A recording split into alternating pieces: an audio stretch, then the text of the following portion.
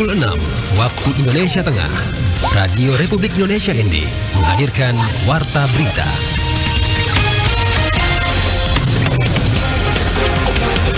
Selamat pagi pendengar, Anda kembali mendengarkan Warta Berita RRI ND edisi Jumat 8 Maret 2024 dengan Sari Berita.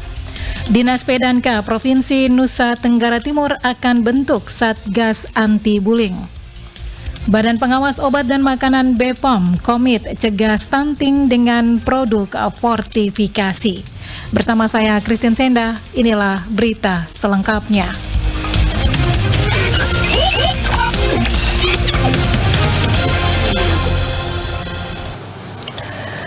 Selain upaya edukasi dalam rangka mencegah kasus perundungan, Dinas Pendidikan dan Kebudayaan Provinsi Nusa Tenggara Timur akan membentuk Satgas Anti-Bullying atau perundungan di setiap sekolah. Laporan Veranda Garus. Kepala Dinas P&K Nusa Tenggara Timur Linus Lusi kepada RRI mengatakan, berdasarkan amanat Permendikbudristek nomor 46 tahun 2023 tentang pencegahan dan penanganan kekerasan di lingkungan satuan pendidikan atau PPKSP, pemerintah Provinsi Nusa Tenggara Timur melalui Dinas P&K akan membentuk Satgas Anti-Bullying. Fungsi utama dari Satgas sendiri yakni untuk mengawasi anak-anak yang rentan menjadi korban dan pelaku perundungan, dan juga berbagai masalah yang bisa menjurus ke arah perundungan.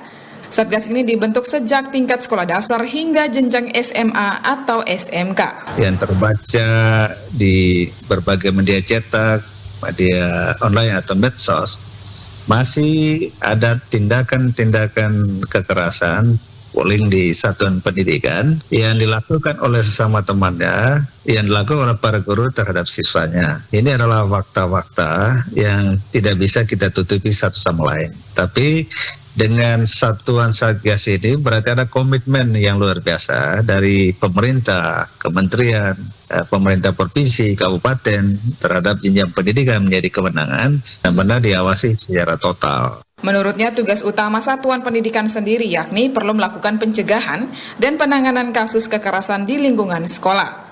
Kemudian melakukan pembinaan dan pendampingan apabila terjadi penyimpangan di satuan pendidikan.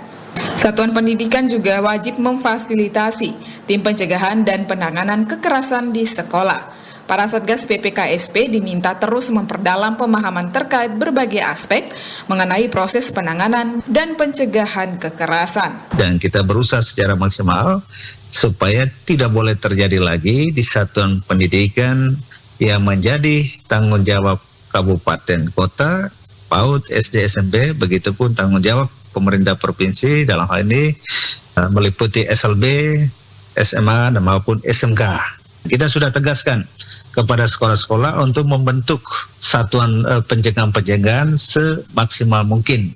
Melalui Satgas ini diharapkan mampu meminimalisir kasus perundungan, khususnya yang melibatkan anak sekolah.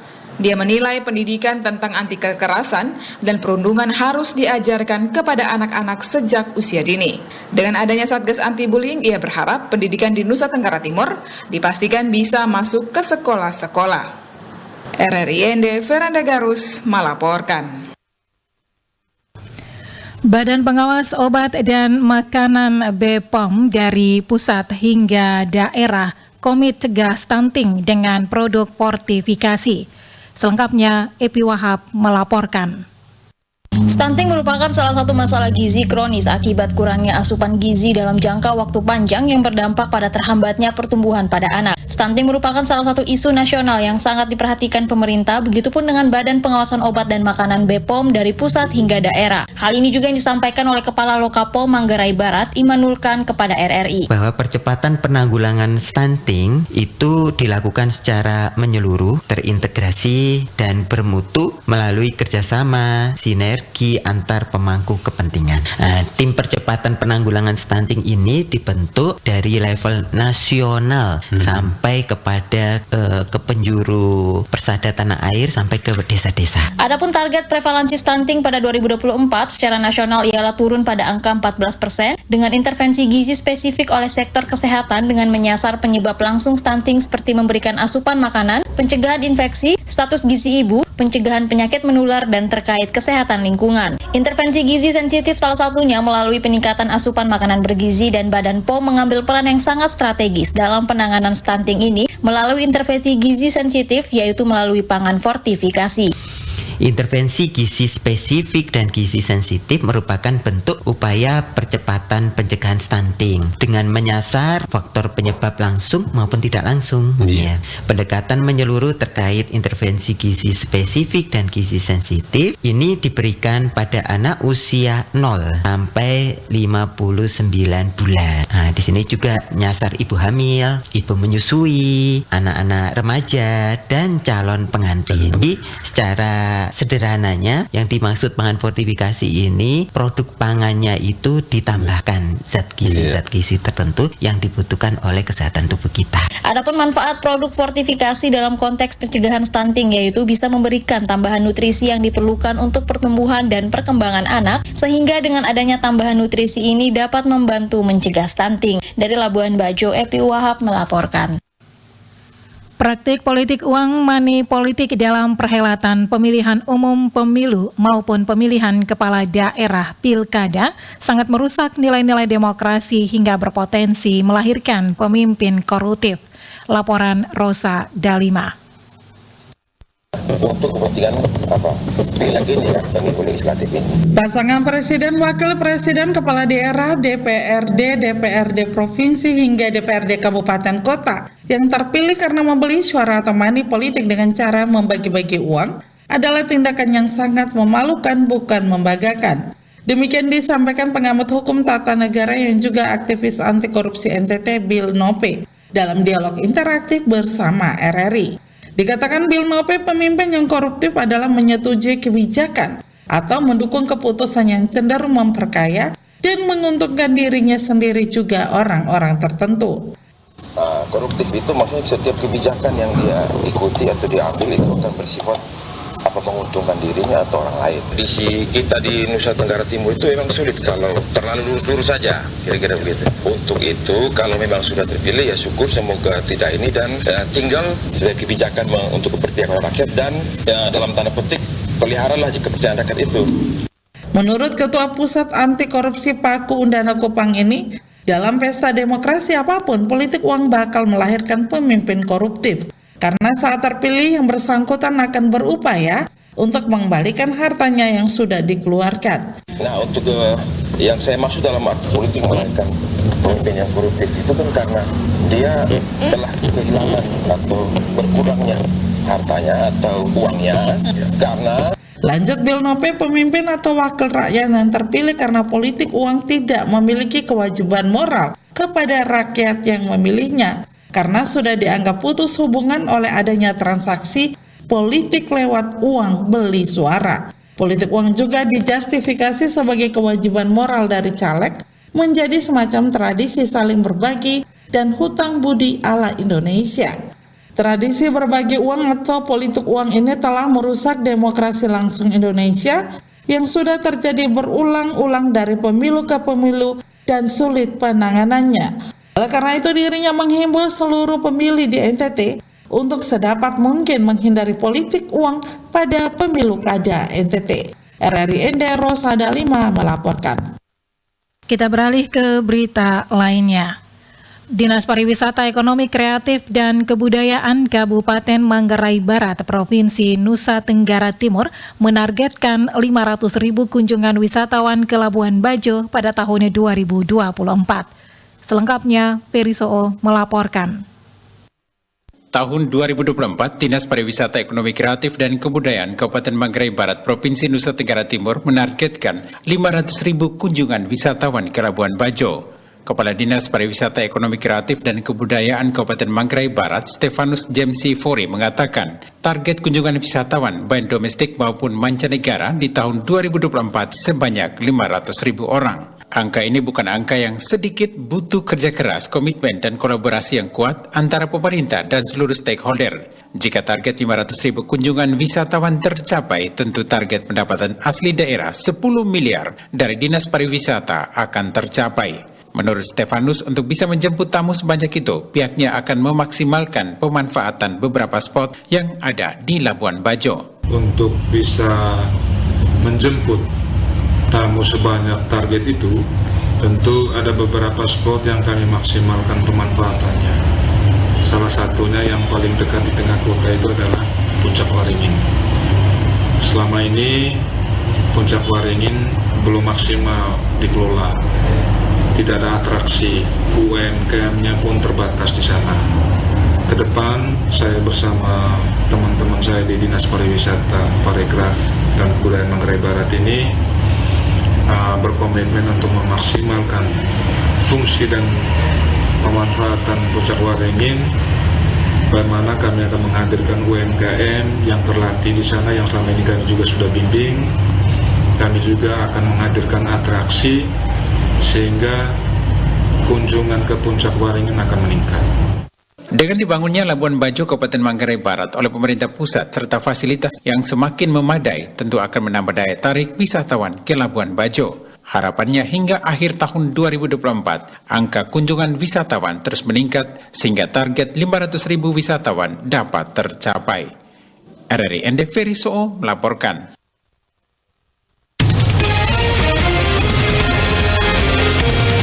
Anda sedang mendengarkan Warta Berita RRI ND.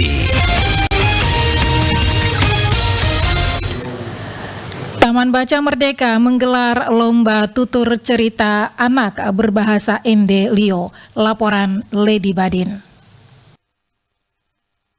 Dalam upaya untuk melestarikan bahasa daerah dan mengembangkan minat baca anak-anak sekaligus menjadi bagian dari perayaan Hari Bahasa Ibu Internasional, Taman Baca Anak Merdeka menggelar lomba tutur cerita rakyat menggunakan bahasa daerah Ende Lio. Founder Taman Baca Anak Merdeka Mario Gesiraja mengungkapkan bahwa kegiatan tersebut menjadi sarana untuk mengedukasi anak khususnya sejak usia dini untuk mencintai bahasa daerah sebagai bahasa ibu, sekaligus menjadi sarana untuk mengumpulkan cerita rakyat Ende Lio untuk diarsipkan sehingga tidak sampai hilang di masyarakat. Kegiatan ini kebetulan memang kita adakan pas Hari Bahasa Ibu Internasional.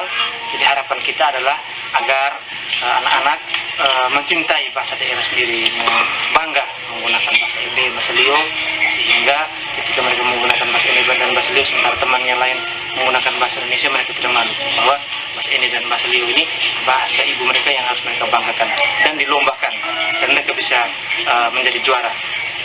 Lalu harapannya agar kegiatan ini, kami berharap agar cerita-cerita daerah yang hilang selama ini, yang tidak pernah kita dengar itu bisa kita arsipkan. Jadi sudah sejauh ini sudah beberapa cerita kami arsipkan dan kami harapkan untuk bisa kami bukukan.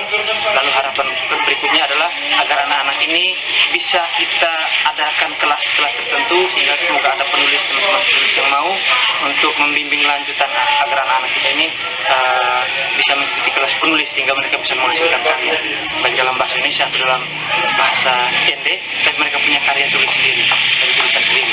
Lalu harapan berikutnya agar lomba ini kami akan laksanakan tiap tahun sehingga dan juga makin banyak sekolah yang ikut, makin banyak sekolah yang antusias. Lomba ini diikuti oleh pelajar sekolah dasar dan telah memasuki babak final setelah melalui proses seleksi, yakni penyisian berupa pengiriman video secara online, dan sebanyak 21 peserta terpilih untuk berkompetisi dalam babak final yang digelar pada Minggu 3 Maret 2024 lalu. Baik, jadi tahun ini ada 21 peserta yang sudah kita seleksi secara online, mereka mengirimkan videonya, lalu kita seleksi lalu ujian offline di sini. Ada 21 peserta dari 8 sekolah dan 1 taman bacaan. Lokasi yang paling jauh Ndori dan Pulau Ende. Mario Gesiraja menyampaikan rasa terima kasih atas antusiasme peserta dalam lomba ini. Dirinya berharap melalui kegiatan tersebut minat membaca buku-buku cerita budaya daerah dapat berkembang sekaligus menjadi wujud nyata dalam melestarikan bahasa daerah. RRI Ende Lady Badin melaporkan. Sementara itu, pemerintah Kabupaten Ende melalui Dinas Pertanian melaksanakan kegiatan rapat koordinasi pembangunan pertanian tingkat Kabupaten Ende tahun 2024. Ropinus Bula selengkapnya melaporkan. Pemerintah Kabupaten Ende melalui Dinas Pertanian melaksanakan kegiatan rapat koordinasi pembangunan pertanian tingkat Kabupaten Ende tahun 2024 dan penandatanganan perjanjian kerjasama Fakultas Peternakan Universitas Jenderal Sudirman Purwokerto dan LPPM bersama Dinas Pertanian Kabupaten Ende. Kegiatan rapat koordinasi menghadirkan sejumlah narasumber yakni Profesor Dr. Insinyur Eli Tugianti, Ketua Lembaga Peneliti dan Pengabdian Masyarakat LPPM Universitas Jenderal Sudirman, Profesor Dr. Insinyur Triana Setiawardani, Dekan Fakultas Peternakan Universitas Sudirman, Profesor Dr. Insinyur Muhammad MS, Kepala Laboratorium Ilmu Nutrisi dan Makanan Fakultas Pertanian Universitas Sudirman. Kegiatan rapat koordinasi pembangunan pertanian dibuka oleh Wakil Bupati Ende Erikos Emanuel Rede berlangsung di Aula Ristela Kamis 7 Maret 2024. Wakil Bupati Ende Erikos Emanuel Rede saat membuka kegiatan rapat koordinasi pembangunan pertanian mengatakan bahwa dari analisis berbagai permasalahan dan isu-isu global, nasional maupun provinsi, permasalahan, tantangan dan peluang pembangunan pertanian di Kabupaten Ende, maka isu-isu strategis yang menjadi perhatian pemerintah daerah adalah ketahanan pangan bagi rumah tangga, ketersediaan sarana dan prasarana pengelolaan lahan dan air, ketersediaan sarana produksi, SDM, teknologi dan kelembagaan petani, serangan organisme pengganggu tumbuhan dan dampak perubahan iklim, pencegahan dan pemberantasan penyakit hewan menular, alih fungsi lahan, dan pertanian berkelanjutan. Wakil Bupati Ende menjelaskan keterpaduan perencanaan dan pelaksanaan pembangunan pertanian untuk mendorong peningkatan produksi, produktivitas, dan mutu produk pertanian, maka diperlukan pengembangan kawasan pertanian berbasis komoditas strategis melalui perencanaan wilayah serta komprehensif dan terpadu.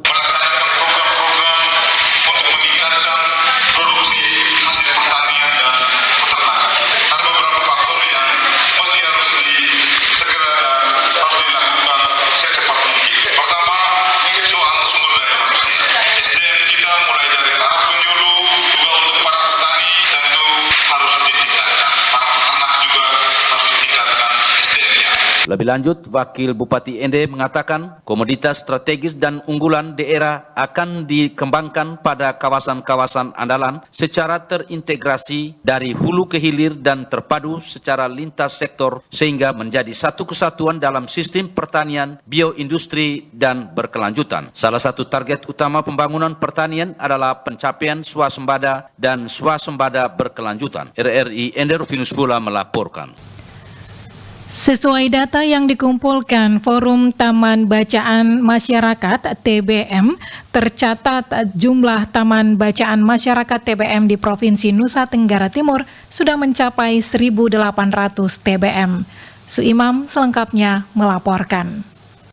Ketua Forum TBM Provinsi NTT, Polikarpus Do, kepada RRI Kamis 7 Maret 2024 mengatakan 1.800 TBM ini tersebar di seluruh wilayah NTT dari 21 kabupaten, 22 kota yang dibangun baik dari individu atau orang-orang tertentu, komunitas atau masyarakat, lembaga atau yayasan yang dinaunginya. Dijelaskan, kehadiran Taman Bacaan dengan berbagai multi program merupakan pusat informasi, belajar, edukatif untuk masyarakat baik literasi membaca, menulis, literasi numerasi, literasi sains, literasi finansial, literasi budaya, dan literasi digital. Ini adalah energi positif dan energi literasi yang sangat kuat agar kita terus mendorong generasi dan masyarakat NTT yang literat, sehingga bisa menjawab atau menjadi visi besar kita menuju Indonesia Emas 2045. Menurutnya, kehadiran Taman Baca sangat bermanfaat, oleh karena itu pihaknya merespon positif, di mana di tahun ini melalui Kemendes telah menerbitkan Permendesnya nomor 3 tahun 2024 terkait dengan panduan pengelolaan Taman Bacaan Masyarakat Desa. Ini sebuah terobosan luar biasa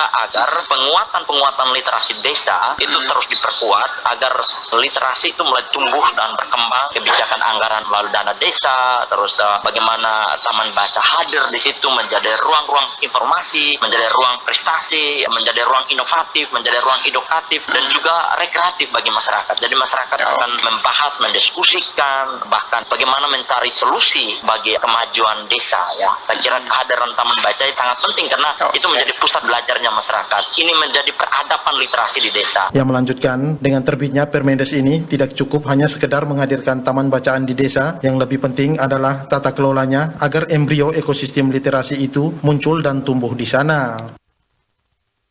Laporan dari Suimam mengakhiri Warta Berita pagi ini. Saya Christian Senda, selamat pagi.